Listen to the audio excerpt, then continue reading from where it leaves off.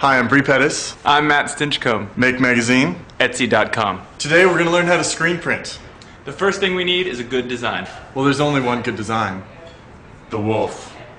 So I channeled my inner wolf and came up with this drawing. Then I gave it to Matt here. I scanned it into the computer and I put it in Photoshop, tweaked the levels so it was consistent black. This is a silk screen. This is the silk, although it's made of nylon now. When you're printing t-shirts, you want to get a 110 mesh. That's what I got here. Got it at the art supply shop. We're going to coat it with emulsion, then we're going to burn it.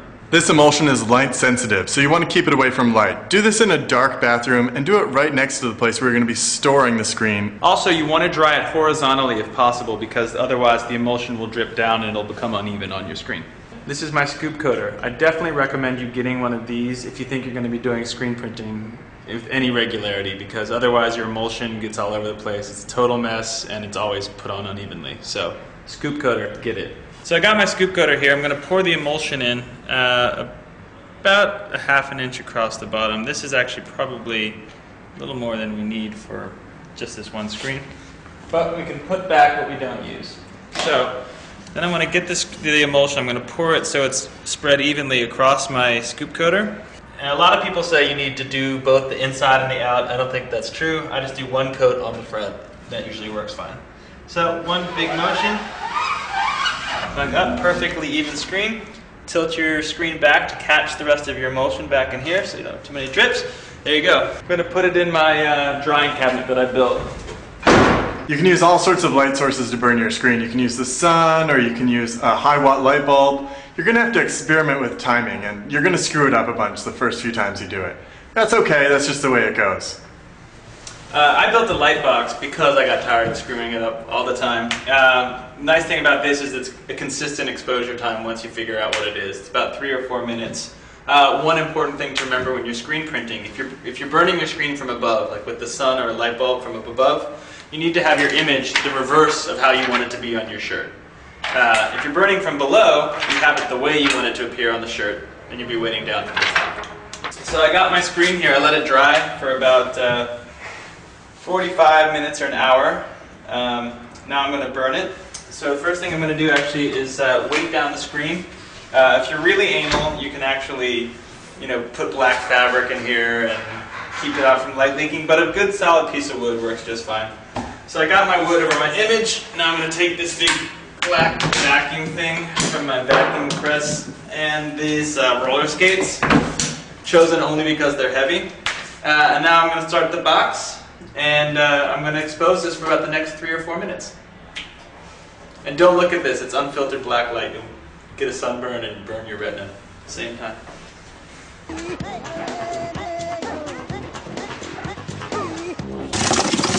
So, I just burned my screen, took about 3.5 minutes. You can see the image is in there, but now we got to wash out the emulsion. First thing you want to do, I just attached a garden hose sprayer onto my shower head here, but you can do it underneath the shower, it's not as easy. This is better. Alright, so now I'm just going to wash out the rest of the emulsion here. And you can see it all come out.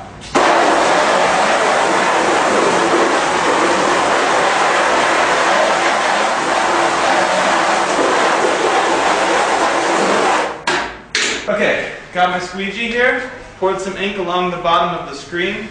First thing I'm going to do is actually bring the ink across the screen and just flood the image. I'm not going to really put any pressure yet, just to make sure that it's evenly inked. So, brought it across, now it's good and ready. I'm going to push the squeegee down and hold it at about a 60-degree angle.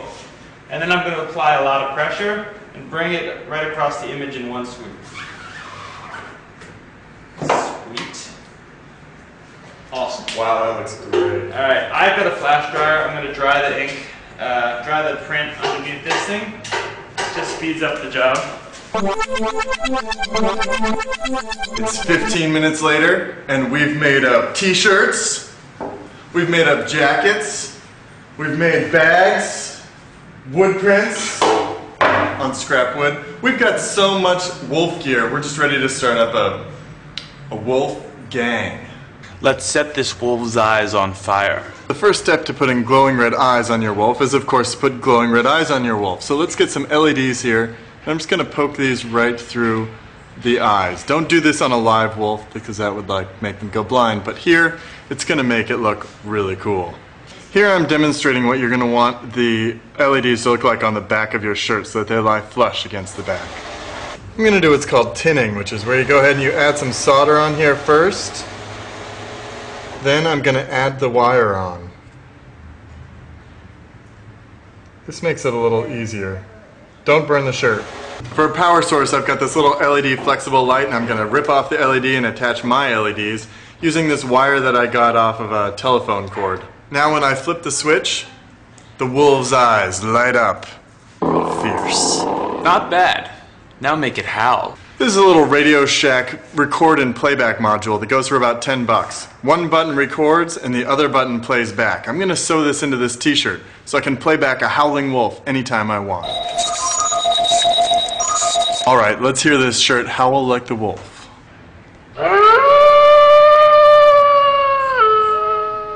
Now it's your turn to go out there and screen print whatever you want. T-shirts, jackets, anything. So go out there, do it, and have a great weekend. Full moon! What's happening to my body?